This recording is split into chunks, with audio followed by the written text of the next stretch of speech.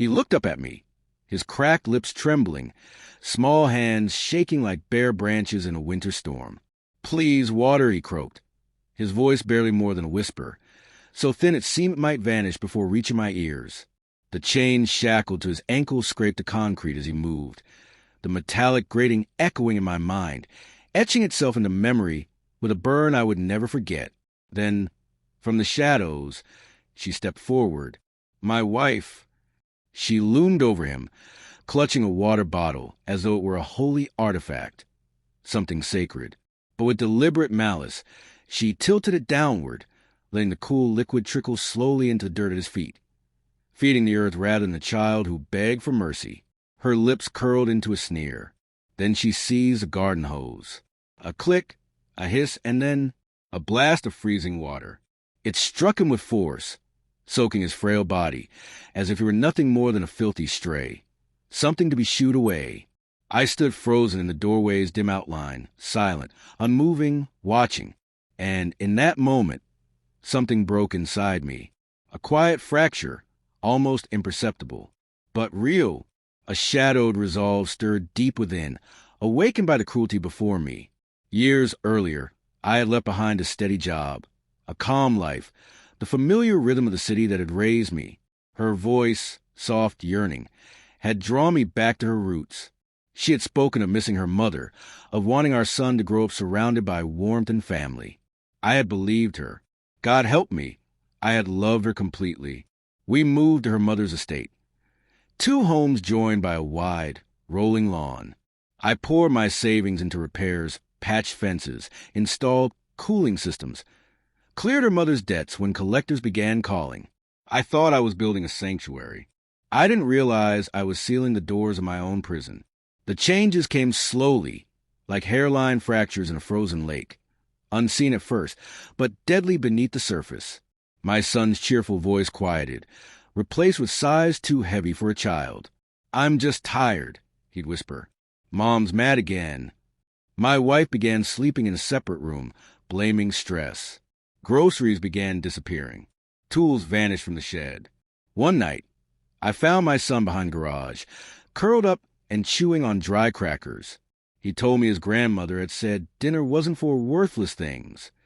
I made excuses, told myself it was a misunderstanding. I was clinging to the dream of our family. I couldn't yet admit the truth. I had become the unwitting participant in a game I didn't know was being played.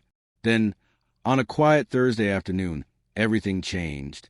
I came home early, unannounced. As I walked to the hall, I heard her laughter, intertwined with the low murmur of a man's voice I didn't recognize. Too close, too familiar. When I stepped into the room, her face went white. She stammered, said it was her cousin, accused me of imagining things. But later, I found her phone tucked behind the bathroom vent.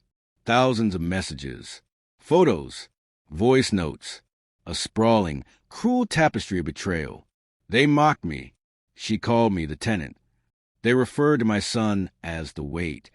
They laughed about the money, the renovations, the insurance plans. I didn't confront her. Not then.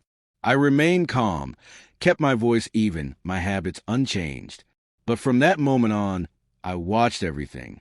I bought a second phone, mirrored her data, installed hidden cameras, tracked every transaction, recorded every whisper.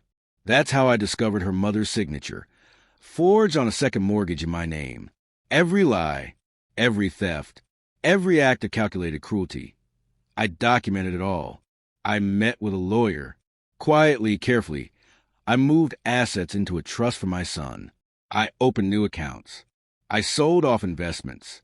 I told work I'd been laid off and took leave, letting them believe I was defeated. They thought I was broken. They thought I was blind.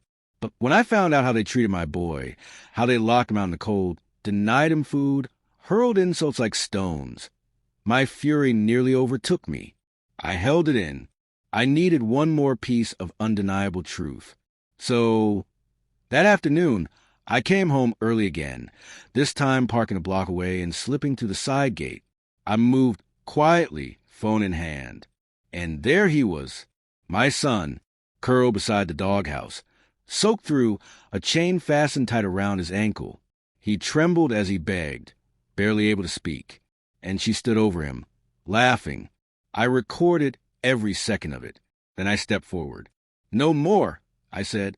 2 days later, Child Protective Services arrived. I'd filed the initial report months earlier. They just needed proof. Now they had it. She screamed. Her mother collapsed. But the agents were steady. My son was placed with me temporarily, but I had already proven their unfitness. The police came next. Charges followed: fraud, identity theft, child neglect. Each count struck like a hammer. As they cuffed her, she stared at me, wide-eyed, wild, as if none of it made sense. But her shock wasn't that I had turned on her. No, she was stunned I had outmaneuvered her. In court, the evidence spoke louder than any words could. Financial records, photographs, video footage, statements, even her lover's confession after she bled his accounts dry. Custody was granted to me. The house was awarded to me. Her mother's estate was liquidated to pay off debts. Some of those debts I discreetly bought through a proxy company. They're still trying to untangle that. Let them try. Now, I wake to the sound of my son's laughter. He sleeps peacefully. He eats heartily, like a boy reclaiming lost time. Sometimes, he asks if his mother will return. I tell him, no, because monsters don't come back. They're buried. I don't hate her. Hatred would mean she still owns a piece of me. But I'll never forget the sound of that chain, or the cold pleasure in her eyes as she turned that hose. Some betrayals don't bleed. They carve silence. Some justice doesn't scream. It arrives like breath. Mine was both. She taught me cruelty in whispers. I answered with silence, and took everything.